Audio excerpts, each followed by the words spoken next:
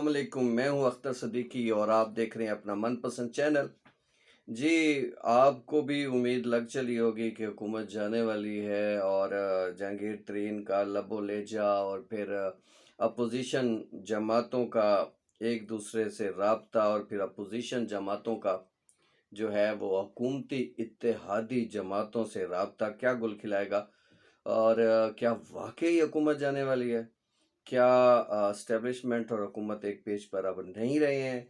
तो ये सारी सूरत हाल है क्या, इस तनाजुर में हम देखेंगे। ऊपर से पेट्रोलियम मसनूआत की कीमतों में एक बार फिर इजाफा हो गया है और कीमतें जो है वो आसमान से बातें कर रही हैं। और ये और बात है कि वज़ीर इत्तलात फवाद चौधरी के मुताबिक दुनिया भर में जो है वो पेट्रोलियम मसनूआत की कीमतों में जो इजाफा किया गया है, पाकिस्तान ने उसके हिसाब से बहुत कम इजाफा किया है। बहरहाल ये सारी सूरत हाल आज हम इस पे एक तायराना जो है इसका जायज़ा लेंगे।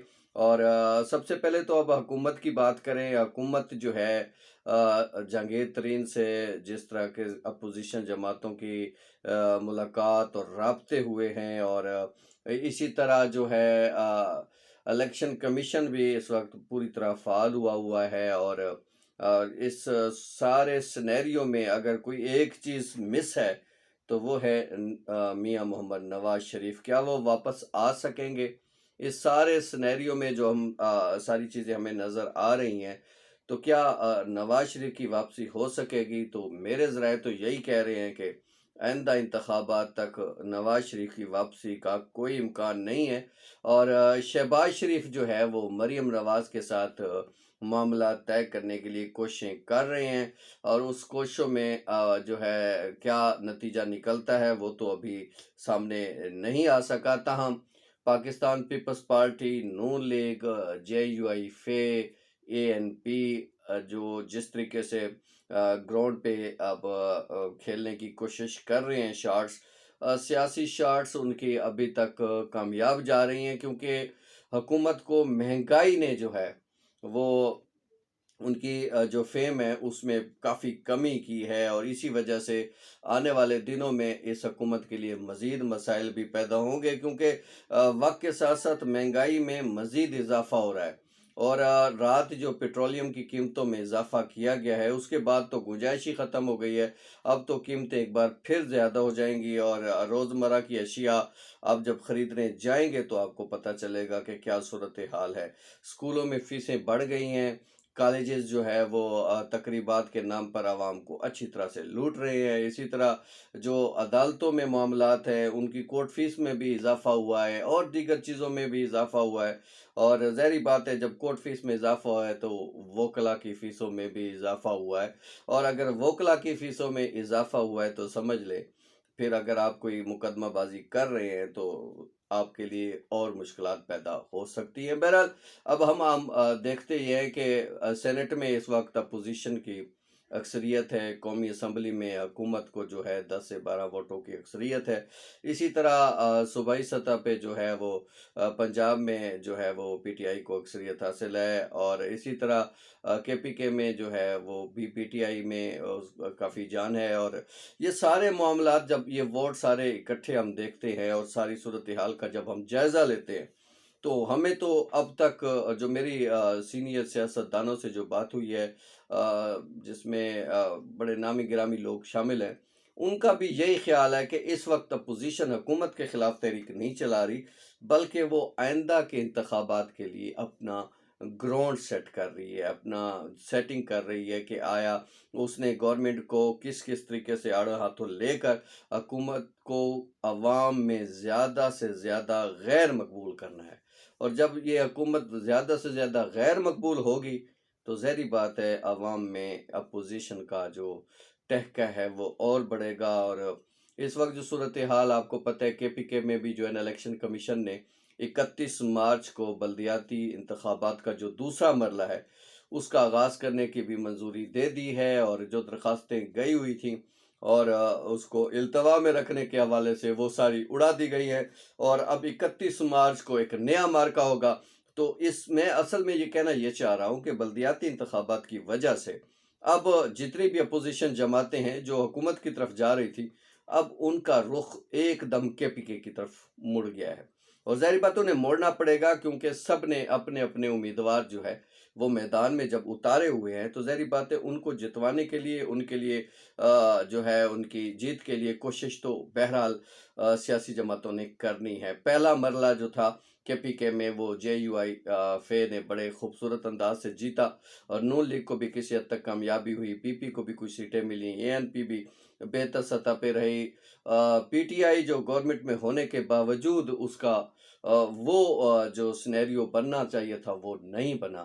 اب یہ دوسرا مرحلہ بتا پائے گا کہ پی ٹی آئی کا مستقبل کیا ہے، کے پی کے میں کیا ہے، اور پھر اسی بیس پہ، اسی بلدیاتی انتخابات کی بنیاد پہ ہم پورے ملک کا سینیریو چیک کر سکیں گے، اور سیاسی پوزیشن ہمیں واضح ہو جائے گی کہ پی ٹی آئی جو ہے وہ کہاں کھڑی ہے، تحریک انصاف یعنی پی ٹی آئی کہاں کھڑی ہے، اس کے ساتھ پی پی کہاں کھڑی ہے، نون لیگ جو ہے جس کا اتنا سخت بیانیہ ہے ان کے قائد کا، نواز شریف کا، فوج کے حوالے سے اور سیکیورٹی اداروں کے حوالے سے، تو وہ بیانیہ کیا عوام ایکسیپٹ کرتے ہوئے ان کو اکثریت میں لاتے ہیں، اور کیا صورتحال بنتی ہے۔ حکومت کے لیے بھی بہت بڑا امتحان ہے، اور اپوزیشن کے لیے تو امتحان ہے ہی، یہ آنے والا وقت بتائے گا۔ 31 مارچ کا دن جو ہے تحریک انصاف کی مستقبل کے ہونے یا نہ ہونے کا تعین کرے گا۔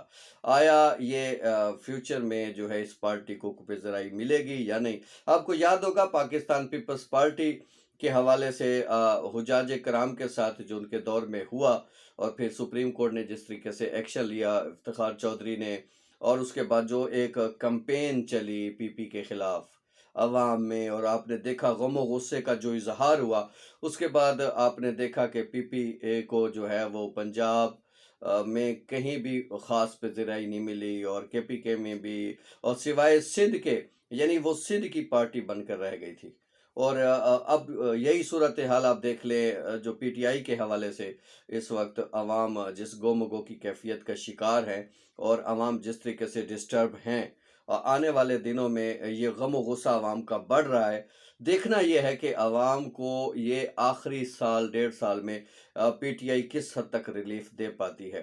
یہ مجھے پتہ ہے احساس پروگرام وہ واحد پروگرام ہے، حامد خان جو اس وقت پی ٹی آئی کے انتہائی مخالف انداز سے بات کر رہے ہیں، وہ بھی اس بات کو تسلیم کرتے ہیں کہ جو گورنمنٹ کا احساس پروگرام ہے وہ نچلے طبقے تک اس کے ثمرات پہنچے ہیں، اور اگر نچلے طبقے تک اس کے ثمرات پہنچے ہیں تو پھر ووٹ بینک میں بھی وہ اثرات نظر آنے چاہیے اور نظر آئیں گے۔ اور اب دیکھنا یہ ہے کہ نون لیگ اپنے بیانیے پہ قائم رہتی ہے، پیپلز پارٹی کیا سندھ کو ہی خالی ترجیح دے گی، ایم کیو ایم جو ہے وہ اپنا رخ کدھر بدلے گی۔ قواف لیگ کے حوالے سے بھی ہمیں اطلاعات مل رہی ہیں کہ ایک بڑی تعداد میں نون لیگ کے جو لوگ ہیں وہ آئندہ الیکشن سے پہلے جو ہے وہ اس پارٹی میں شمولیت کا اعلان کرنے جا رہے ہیں۔ کئی الیکٹیبل جن کو ہم کہہ سکتے ہیں وہ قواف لیگ کا حصہ بن سکتے ہیں، اور یہ بھی امکان ہے کہ جہانگیر ترین گروپ جو ہے جو اس وقت حکومت کو ٹف ٹائم دے رہا ہے وہ بھی قواف لیگ کے ساتھ الحاق کر سکتا ہے، اور اگر تحریک انصاف سے جہانگیر ترین گروپ مائنس ہو گیا تو پی ٹی آئی کا پتہ چلے گا کہ وہ آنے والے دنوں میں کیا سیٹیں حاصل کر سکے گی، اور کے پی کے میں اس کی کیا سچویشن رہے گی۔ بہرحال یہ ایک اہم ترین مارکہ ہے۔ بہرحال یہ کلیئر میں آپ کو بتا دوں ویڈیو کے آخر میں، جو پہلا میں نے سوال اٹھایا تھا کہ آیا یہ حکومت جانے والی ہے، حکومت نہیں جا رہی۔ اس وقت ہمارے پاس نہ اتنے اخراجات ہیں، نہ حکومت اس بات کی متحمل ہو سکتی ہے کہ وہ فوری طور پر نئے انتخابات کرائے۔ انتخابات اپنے وقت پہ ہوں گے، اپوزیشن جو کچھ کر رہی ہے لانگ مارچ کرے گی یا جو ہے تحریک عدم اعتماد پیش کرے گی، وہ صرف اور صرف اس کا مقصد حکومت کو جو ہے وہ دباؤ میں لانا ہے، عوام میں اس کو ڈی فیم کرنا ہے، اور اس کے علاوہ کوئی مجھے مقصد نظر نہیں آتا۔ بہرحال تحریک انصاف کا مستقبل، نون لیگ کا، پیپلز پارٹی کا، اے این پی اور جے یو آئی فے کا جو فیوچر کیا ہے، اور اسٹیبلشمنٹ کے ساتھ ان کا روابط کیسے رہیں گے، یہ سارا کا سارا انحصار 31 مارچ کو ہونے والے کے پی کے بلدیہ انتخابات کا دوسرا مرحلہ ہے۔ اس میں جو پارٹی اکثریت حاصل کرے گی وہی سمجھ لیں کہ آنے والے انتخابات میں بھی جو ہے وہ بہتر پوزیشن میں ہوگی اور حکومت بنا سکتی ہے۔ ویڈیو خود بھی دیکھتے رہیں، دوستوں کو بھی شیئر کریں، اور انشاءاللہ جلد ایک نئی ویڈیو کے ساتھ ملاقات ہوگی۔ اس وقت کے لیے اجازت دیجیے، اللہ حافظ۔